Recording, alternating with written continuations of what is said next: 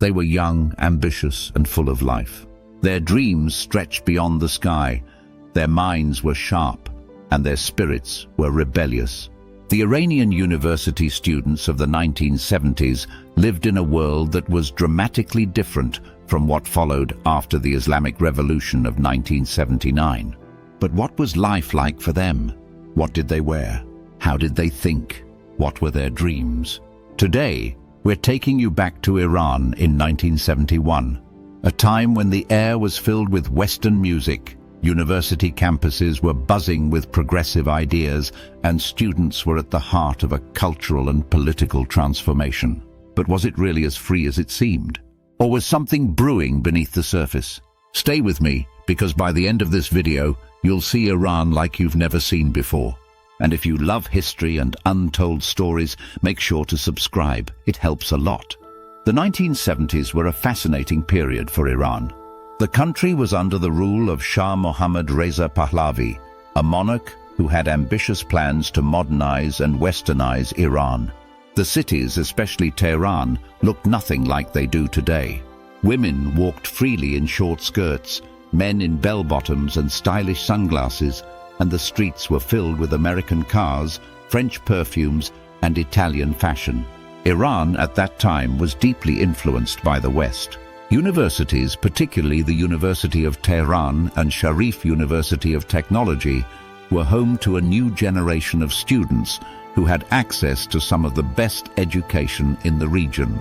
Many of them spoke fluent English and French, studied engineering, medicine, and humanities, and even had opportunities to study abroad in Europe or the United States. They were connected to the world, exposed to different ideologies, and had access to global literature, films, and music. Pink Floyd, the Beatles, and Persian pop icons like Gugush dominated their playlists. But beyond the surface of modernity, there was unrest. While the Shah's government promoted progress, it also suppressed any opposition.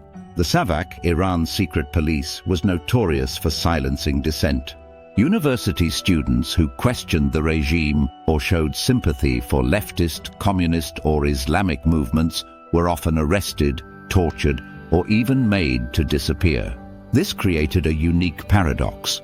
Students were given modern education, exposed to Western ideas, but were not allowed to express their political opinions freely. This frustration led to the rise of underground movements within the universities. Small groups of students secretly exchanged banned books, held discussions on revolution, and debated about Iran's future. Some leaned towards communism, inspired by the Soviet Union and China, while others leaned towards political Islam, influenced by figures like Ayatollah Khomeini, who was in exile at the time. The cultural scene among students was just as interesting. University campuses were vibrant spaces where poetry readings, film screenings, and intellectual debates took place. Iranian cinema was experiencing a golden era, with directors like Dariush Merjoui making films that subtly criticized society. Women had more freedom compared to what came later. They dressed stylishly, many chose not to wear the hijab, and they had opportunities in education and the workforce. But was this freedom real? For the privileged and urban elite, perhaps. But for the rural population and the working class, life was different. The gap between the rich and the poor was widening, and many felt left out of the so-called modernization. The tension kept building, and by the late 1970s, student movements had gained momentum. Universities became the epicenter of protests. Demonstrations against the Shah's rule became more frequent and more intense. The youth who once danced to Western music were now chanting revolutionary slogans. And then in 1979, everything changed.